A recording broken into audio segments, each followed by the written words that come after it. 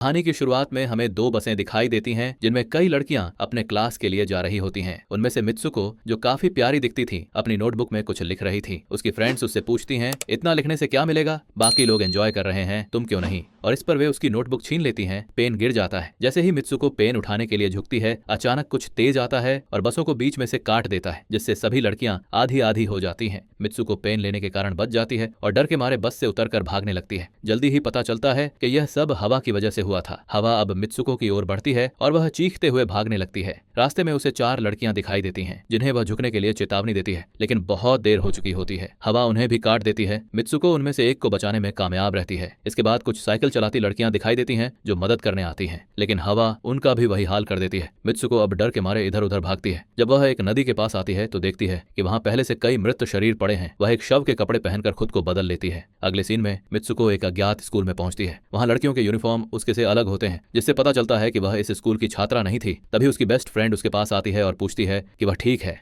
Mitsuko चौंकती है और पूछती है, क्या तुम सच में मेरी बेस्ट फ्रेंड हो, क्योंकि वह समझ नहीं पा रही थी कि क्या हो रहा है। वहीं अचानक तेज हवा चलती है और मित्सुको डर कर बिल्डिंग के अंदर चली जाती है। उसकी बेस्ट फ्रेंड समझ नहीं पाती कि क्या हो रहा है। मित्सुको उसे सब कुछ बताती है, कैसे हवा ने स्कूल की सभी छात्राओं को काट दिया और उसने खुद को बचाया। उसकी दोस्त मित्सुको को विंडो के पास ले जाती और हाथ बाहर निकाल कर कहती है, देखो यह सिर्फ हवा है, कुछ नहीं। इससे मित्सुको को थोड़ी शांति मिलती है और उसे लगता है कि शायद यह सब उसका ख्वाब ही है। इसके बाद उसकी बेस्ट फ्रेंड 2 और दोस्तों के साथ क्लास बंद करने का प्लान बनाती है। जैसे ही चारों बाहर निकलने ही वाली होती है, उनकी टीचर आ जाती है। चारों भागकर एक लेक तक पहुंचती है। वहां मित्सुको की बेस्ट फ्रेंड अपने दोस्तों को उसके ख्वाब के बारे में बताती है। एक लड़की कहती है, शायद यह सच हो, जैसे मिरर वर्ल्ड, जहां इस दुनिया का उल्टा होता है। वह तालाब में पत्थर फेंकती है और कहती है कि दूसरी दुनिया में यह अलग हो सकता है। तभी तालाब से एक मगरमच्छ निकलता है और एक लड़की को निगल जाता है। लड़की कहती है, देखो जो यहाँ होता है वो वहाँ नहीं होता और वहाँ जो होता है वो यहाँ नहीं। मित्सुको देखती है कि यह जगह सुरक्षित है। लेक के पास एक बेड दिखाई देता है। चारों तकिए उठाकर खेलती है। तभी दूर से 2 लड़कियां उन्हें देख रही होती हैं, जिनमें से एक ब्राइडल है, क्योंकि वे एक दूसरे से शादीशुदा हैं। एक फ्रेंड कहती है कि हमें कुछ ऐसा करना होगा जो दूसरी दुनिया में असंभव है, क्योंकि हमारी किस्मत पहले से लिखी है, पर हम इसे बदल सकते हैं। लड़कियां स्कूल लौटती हैं और क्लास में जाती हैं। मित्सुको देखती है कि पास एक तकिया पड़ा है। जैसे ही वह उसे उठाने झुकती है, उसकी टीचर पूरे क्लास में फायरिंग शुरू कर देती है। मित्सुको ऊपर देखती है और पाती है कि सारी लड़कियां मारी जा चुकी हैं, फिर भी वह बच जाती है, जैसे पहले अपने ड्रीम्स में बची थी। टीचर मित्सुको से कहती है,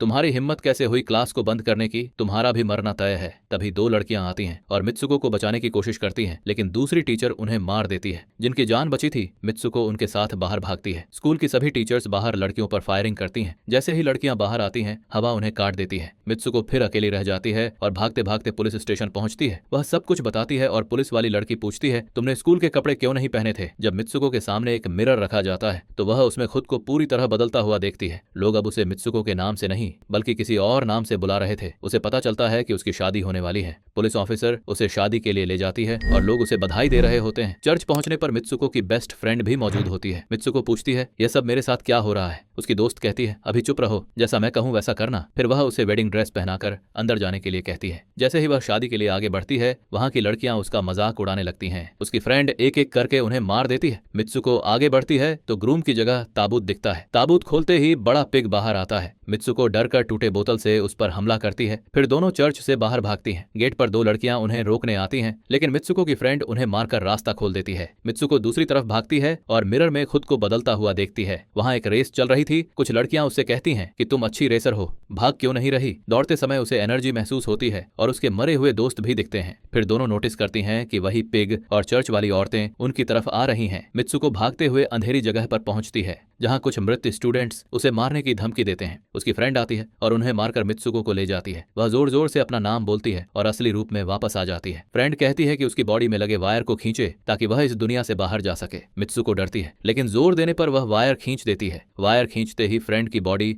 2 हिस्सों में बंट जाती है। तभी मित्सुको को एक गेट दिखाई देता है। वह अंदर जाती है और आदमियों की दुनिया में पहुंचती है। पोस्टर देखती है और एक लड़का कहता है, तुम फ्यूचर में हो।